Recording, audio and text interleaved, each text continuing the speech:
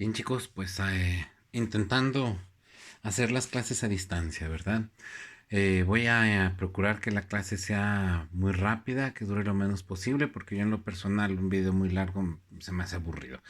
Es una clase que me hubiera gustado mucho que la viéramos en el salón, ¿verdad? Pero lamentablemente por la situación, pues no va a ser posible. De todos modos, lo que se me hace tranquilizante hasta cierto punto es que el riñón lo vamos a volver a ver en fisiopatología, que sería más o menos, pues de aquí a un año, cuando estemos viendo el riñón, si mi memoria no me falla. Entonces, pues muchas de las cosas que quizás no alcancemos a abarcar con la tranquilidad con la que me gustaría, pues las vamos a alcanzar a ver el siguiente año.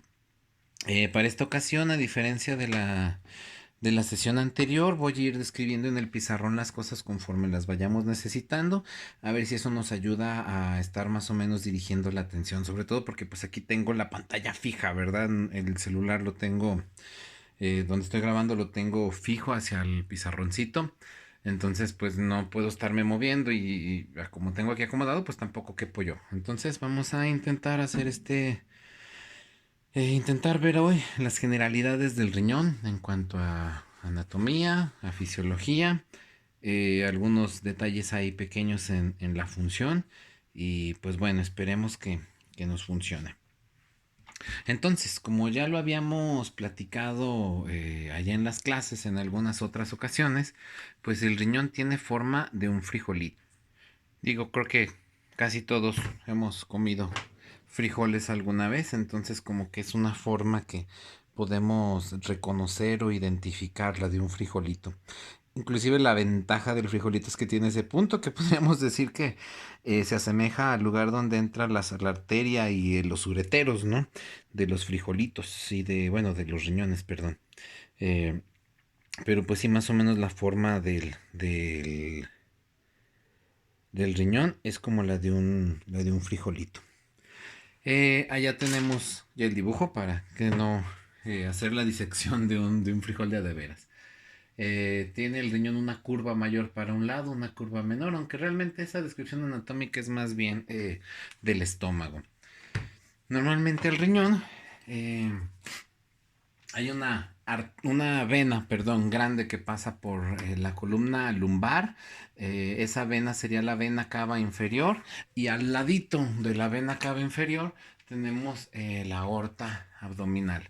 Entonces tenemos una arteria y una vena, las cuales pues obviamente van a darle, van a llegar al riñón, porque el riñón a final de cuentas pues necesita su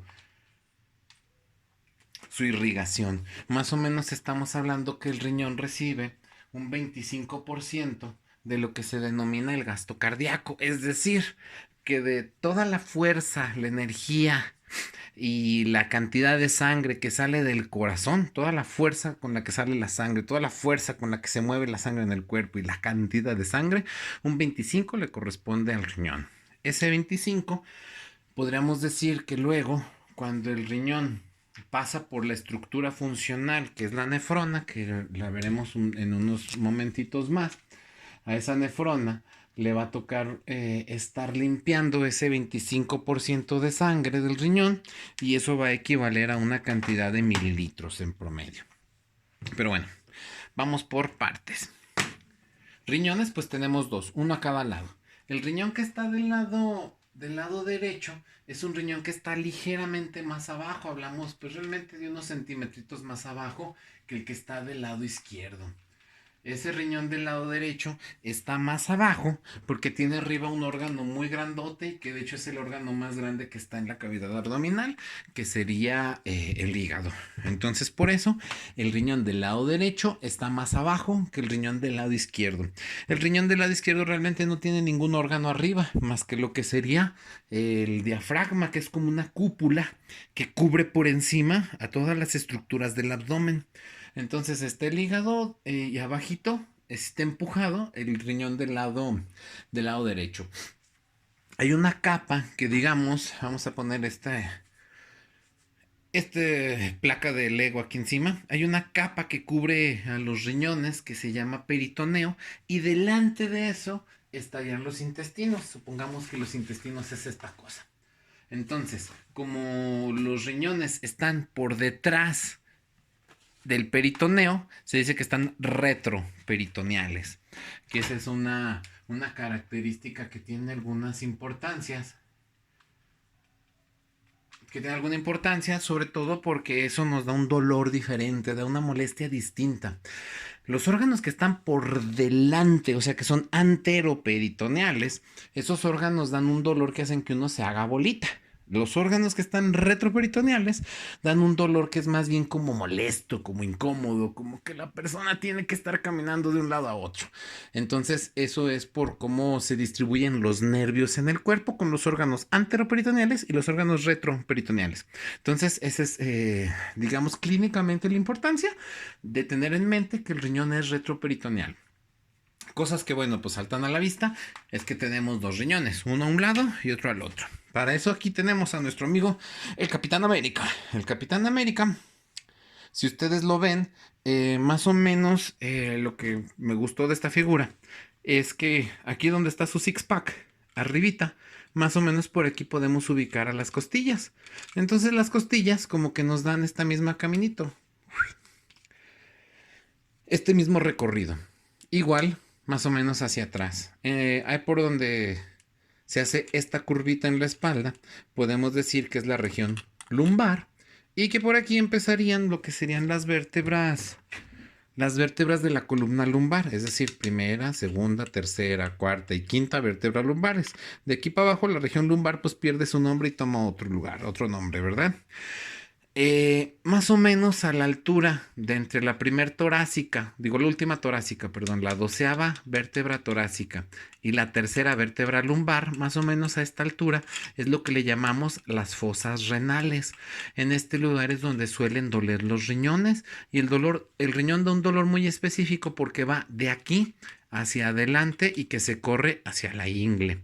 Entonces, digo, es un dolor muy peculiar, es un dolor que no por nada se le llama específicamente cólico renal porque tiene una distribución muy específica y que nace a esta altura. Entonces, claro, el riñón que está del lado derecho está ligeramente más abajo, el riñón que está del lado izquierdo está ligeramente más arriba, pero más o menos están en esa zona. Digamos que si pudiéramos quitar las costillas, está un pedacito del riñón detrás de las costillas y otro pedacito del riñón ya por debajo de las costillas. Gracias, Capitán América.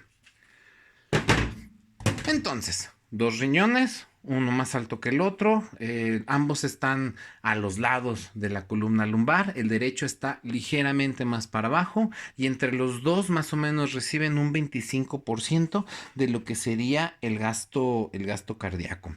El único detalle que nos faltaría y agregar es que más o menos de tamaño de arriba a abajo, un riñón anda midiendo entre 8 y 12 centímetros. Eh, ese dato, digamos, es importante porque, por ejemplo, bueno, eso es un riñón adulto. Un bebé, pues claro que sería un riñón más chiquito.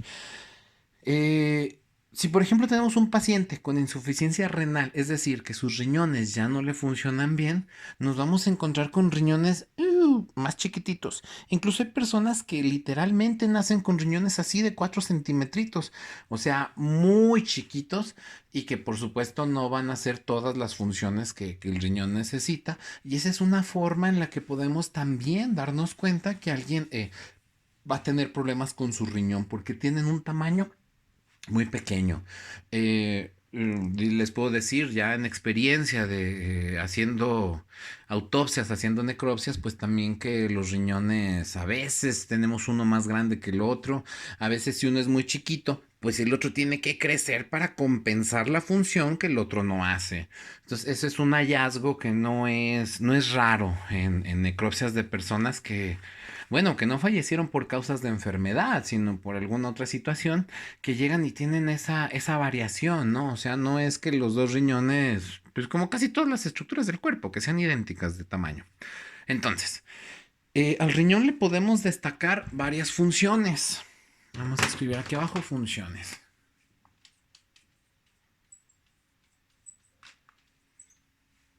La principal, y digo la principal porque creo que es La gente primeramente va a reconocer, va a ubicar bastante bien cuando pensemos en los riñones, es el producir la pipí.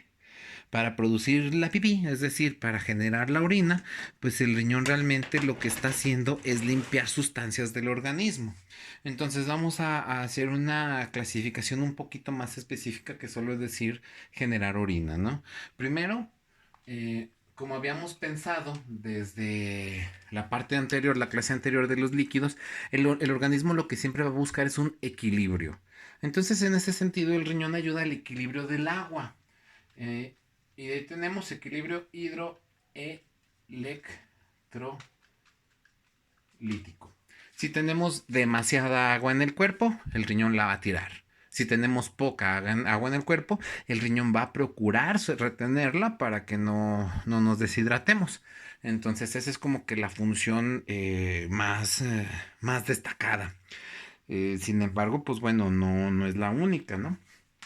También el riñón hace una función muy interesante, puesto que quizás no muchos tengamos en cuenta que nuestro cuerpo debe sostener un pH, que eso quiere decir mantener un nivel de acidez o de alcalinidad en un rango, digamos, muy estricto.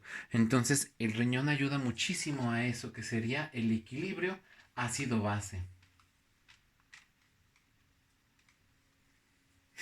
Esto es tirando sustancias que son ácidas o tirando sustancias que son alcalinas o reteniéndolas. Insisto, el riñón ayuda con muchísimo con esto del equilibrio.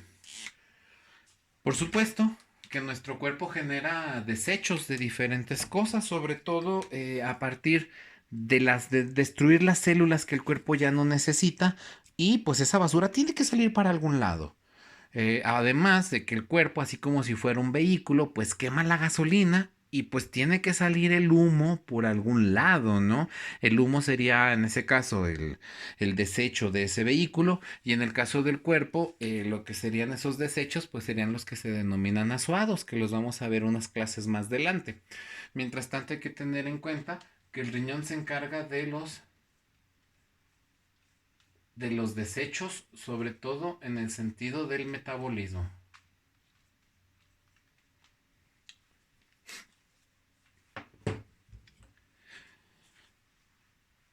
El riñón para...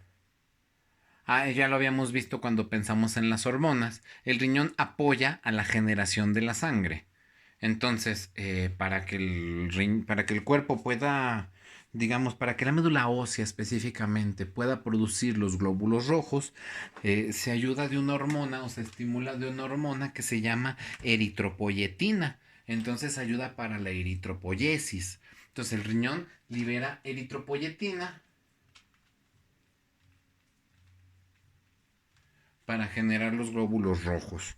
Es decir, que el riñón tiene la capacidad de detectar si hay suficiente sangre o no, y digamos si hay algunas condiciones que disminuyan la sangre, como puede ser una baja en el oxígeno, digo quizás eso esté mal dicho, ¿no? Si hay algunas condiciones de baja oxigenación, el riñón las puede detectar para producir más eritropoyetina y generar más sangre, aunque en condiciones normales el riñón la está generando para que nosotros tengamos la sangre necesaria, ¿no? No es que el riñón se espere a que se nos baje el oxígeno para liberarla, pero si nuestro cuerpo no tiene suficiente oxígeno en la sangre, pues se va a liberar más eritropoyetina el riñón. Entonces ahí está otra de las funciones. Y finalmente creo que de las más importantes, sobre todo en la práctica clínica, y más de ustedes que se van a encargar de la nutrición, pues sería la parte de regular la tensión arterial. Es decir, el riñón inicia un ciclo muy específico que se llama renina, angiotensina, aldosterona.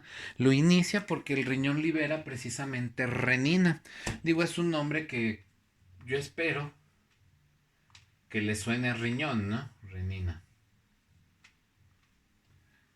La renina inicia ese ciclo que lo veremos dos clases más adelante y que es totalmente necesario para controlar la presión arterial. Entonces, esas 5 son las funciones que hace el riñón. Equilibrio hidroelectrolítico, equilibrio ácido-base, tirar los desechos del metabolismo, generar la eritropoyetina y generar la renina, es decir, para formar sangre y para ayudar al control de la presión arterial. Sobre todo si la presión se baja. Si la presión está baja, el riñón libera eritropoyetina para que inicia el ciclo renina-angiotensina-aldosterona, pero si la presión está alta, digamos que el riñón se detiene, o sea, el riñón propiamente no baja la presión, ayuda a subirla, pero pues a final de cuentas está en las dos, por lo tanto, de cierta forma, el riñón también equilibra. Si se fijan, equilibramos agua, equilibrio ácido-base.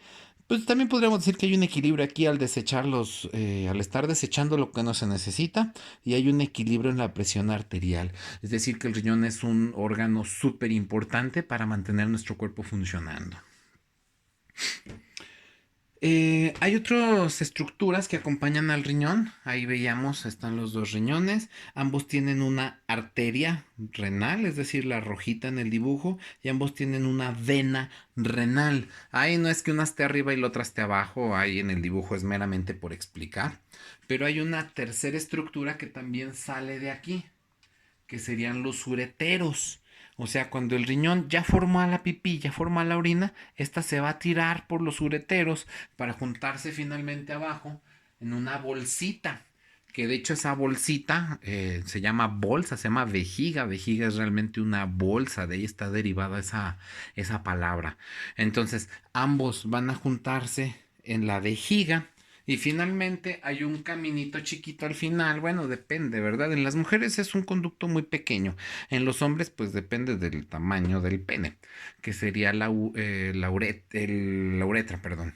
Están los ureteros que bajan y está la vejiga que junta la orina. Cuando llega a cierta cantidad, le expulsa por vía el uretero y finalmente pues sale. Entonces son las otras estructuras que acompañan al aparato y que también tienen sus enfermedades, sobre todo que se generen piedras que tapen, pero esos serán temas para cuando estemos en fisiopatología. Por lo pronto, pues bueno, entender que hay dos riñones, que al final de esos dos riñones están estas dos mangueritas que acaban en una bolsa que va juntando la pipí, que cuando está muy llena va para afuera y si no está tan llena, pues bueno, ahí va juntando la orina. Por ejemplo, en una mujer embarazada hay un bebé ahí que con su cabeza está apretando la vejiga y que acaba provocando que la mujer tenga que orinar más veces en el embarazo. Dato curioso porque dicen, bueno, es que si orinas mucho pues es un síntoma. Bueno, no necesariamente, ya que la cabeza del bebé al apretar la vejiga da la sensación de orinar. Por eso no necesariamente el orinar mucho en el embarazo significaría enfermedad. Dato también curioso, al revés, no orinar no necesariamente significa enfermedad, el cuerpo retiene líquido y aparte la vejiga, si bien se vacía cuando se llena, pues también se vacía cuando estamos acostumbrados, o sea, el cuerpo también se rige en este sentido, como en el intestino, bajo ciertos horarios. Y ustedes lo pueden saber, ¿no? Hay personas que dicen, no, pues sabes qué, yo hasta en la noche es cuando orino, yo en la mañana siempre que me levanto voy orino, y no necesariamente es porque se tenga que juntar la orina, sino porque es eh, una costumbre que tiene el cuerpo. Entonces, vamos a lo que sigue, ya para terminar lo que sería la clase.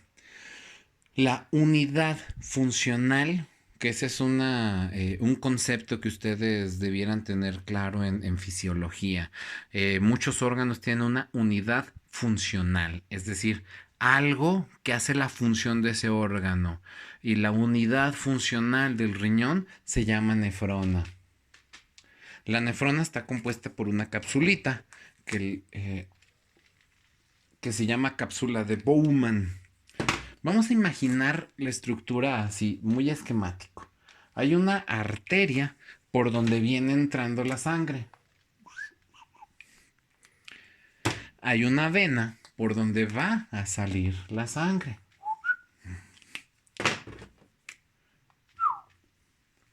En medio de esa estructura tenemos esta pelotita que está aquí, que lo que va a hacer es literalmente colar la sangre. Entonces, esta coladerita tiene unas células que curiosamente poseen una estructura que se les denominan podocitos. Podo así como de pie.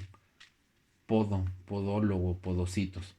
Estos podocitos lo que van a hacer es filtrar la sangre, o más específicamente, o sea, si pensamos en la sangre, tenemos células, que serían los glóbulos rojos, glóbulos blancos, las plaquetas, y tendríamos el líquido, que el líquido sería el plasma de la sangre. Entonces es el plasma, es el agüita, el líquido de la sangre lo que se va a filtrar. Y nada más van a pasar ciertas sustancias que tengan cierto tamaño. Claro que ahí tiene que cumplir con algunas características químicas, eléctricas y demás, pero o sea, literalmente esa estructura es una coladera. Lo que quepa por la coladera, pues va a salir. Lo que no quepa por la coladera, se va a regresar. Por aquí en mediecito, en este punto, tenemos el famoso aparato yuxtaglomerular. Aparato yuxta, es la misma palabra, glomerular. Yuxta significa que está como que colocado en el lugar opuesto. Y si esto de aquí se llama glomérulo, si este es el glomérulo, pues el aparato yuxtaglomerular estaría colocado al otro lado, por decirlo de cierta forma. Entonces, después de que se filtra el plasma de la sangre, este va a avanzar por una serie de conductos que están después de lo que sería la cápsula de Bowman. Después de la cápsula de Bowman, esto va a tomar una forma curvita, luego grande y luego chiquita. O sea, esto viene a ser, digamos, una tubería. Estas diferentes partes tienen nombre. Este es un tubo, por lo tanto, pues tiene nombre de tubo, se llama túbulo. Como tiene curvitas, pues quiere decir que está contorneado. Y como está más cerca del glomérulo o de la nefrona en sí mismo, se le llama proximal. Entonces, túbulo contorneado proximal. Después hace una bajada grande, que esa bajada se llama asa de Henle, porque supongo que un tal Henle fue el que le puso el nombre. Y no me va a caber ahí en el dibujo, pero al final tenemos un túbulo contorneado, pero como está más lejos, ese se llama distal. En la siguiente clase vamos a ver qué onda con esos tubos, para qué sirven, porque realmente la idea no es que todo se salga. O sea, ya al final del túbulo contorneado distal hay un túbulo colector y ya de aquel lado está donde se sale la pipí del riñón. O sea, ya estaríamos hablando de estas estructuras. Que de hecho, si pensamos en el riñón cortado a la mitad, o sea, rebanado allá a la mitad, vamos a tener más o menos, una forma así, que digamos está cortado, y esto es una cavidad, esto es un hueco que tiene aquí dentro el riñón, o sea, digamos, está hueco en esta zona, pero al riñón también le podemos encontrar dos partes. Una parte que sería como que el tuetanito o la pulpa del riñón, que esa pulpa del riñón se llamaría médula, y tiene una parte más externa, que es como la cáscara de la fruta, que esa cascarita se llama corteza. Entonces hay una médula y hay una corteza en el riñón. Normalmente en la corteza, en la capa más externa del riñón, nos vamos a encontrar una mayor cantidad de lo que serían los glomérulos dispersos. Por supuesto que ha de haber algunos cuantos miles y miles de glomérulos por ahí. Y más hacia la médula ya nos vamos a hallar los túbulos, contorneado, asa de Henle, túbulo distal. Entonces, eso si pudiéramos agarrar un pedacito de riñón y verlo en el microscopio, entonces veríamos que si tomamos la corteza, nos vamos a hallar más glomérulos. Y si tomamos un pedacito más bien de la médula, nos vamos a hallar con más túbulos contorneados, asa de Henle, túbulo contorneado proximal, túbulo contorneado distal, túbulo colector. Y finalmente las que se llaman pirámides, que aquí las dibujé muy redonditas, pero bueno, ahí están las pirámides. Y ya lo que sería donde se junta la pipí en lo que es la pelvisilla renal, y la pelvisilla pues ya luego va a bajar por el uretero. Esa estructura, digamos, quiero que les suene como muy lógico, ¿no? Va entrando la sangre por un lado del riñón, se distribuye por las diferentes arterias hacia la corteza, manda la sangre, esta se filtra, la sangre sobrante, la sangre digamos ya limpia, pues va a salir para acá, que de hecho digamos todo lo que se va a regresar, es decir, lo que queda en medio de los túbulos ya va para afuera, pero hay cosas que se van a regresar y estos van a entrar a una arteria una vena, perdón, que se junta con esta vena y va de regreso al organismo. Entonces, se limpia la sangre que viene de la arteria, es filtrada acá, se pasa a aquel sitio, de aquel sitio se recupera un poco por la vena, entonces lo que no se filtró y lo que se recupera de acá, todo va de regreso a la circulación del cuerpo. El aparato yuxtaglomerular detecta la presión con la que la sangre entra en el cuerpo y este es el que secretaría propiamente la renina. Y pues bueno, eso sería como que muy en esencia cómo funciona el riñón. Algo más que hay que decir es que, por ejemplo, una persona que